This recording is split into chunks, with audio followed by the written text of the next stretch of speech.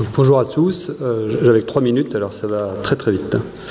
Donc je vous présente la technique de MPFL avec les encres. Hop là, c'est parti. Voilà, donc le prélèvement il est postérieur, ça permet d'éviter des rameaux nerveux du nerf saphène. Je vais très vite sur ce temps-là. Ensuite, la bord médiale de la rotule se fait légèrement décalée en médial et la section de l'aileron interne directement sur le bord osseux.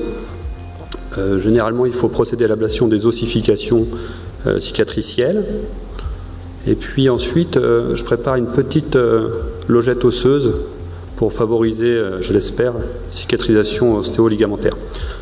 Je ne reviens pas sur la bord fémorale qui va aller aussi très vite avec un tunnel borne de la même manière que celui décrit par Elvire et avec un système de fil relais. Et après, il y aura une vis d'interférence dans le fémur. Donc on revient à la rotule.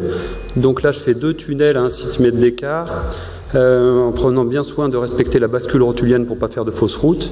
Le tunnel sera de diamètre légèrement inférieur à celui des angles pour créer un peu de presse-fit et sur une profondeur d'environ 2 cm.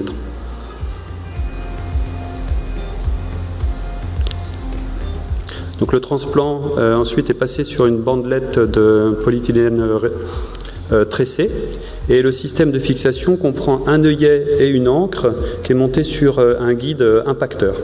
Alors l'œillet reçoit la bandelette et on va amener doucement l'œillet au fond du tunnel.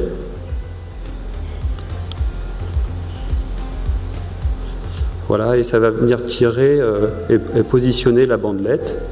Et dans un deuxième temps, avec le même guide, en enlevant un bouton stop, on vient impacter l'encre de fixation en tirant légèrement sur la bandelette pour que le ligament soit bien positionné au bord interne de la rotule. Alors pour le deuxième tunnel, c'est la même procédure. Alors, ce qui est important sur ce moment-là, c'est de bien mettre l'œillet au fond du tunnel pour que l'encre ensuite ne déborde pas au moment de l'impaction et qu'il n'y ait pas des douleurs résiduelles ou une mauvaise qualité de fixation.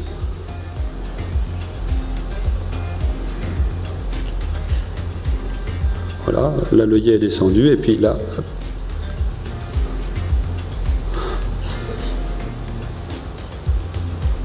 Voilà, et on retire bien sur la bandelette pour que ça applique bien le ligament sur le bord rotulien osseux. Ensuite, on va préparer une plastie en Y.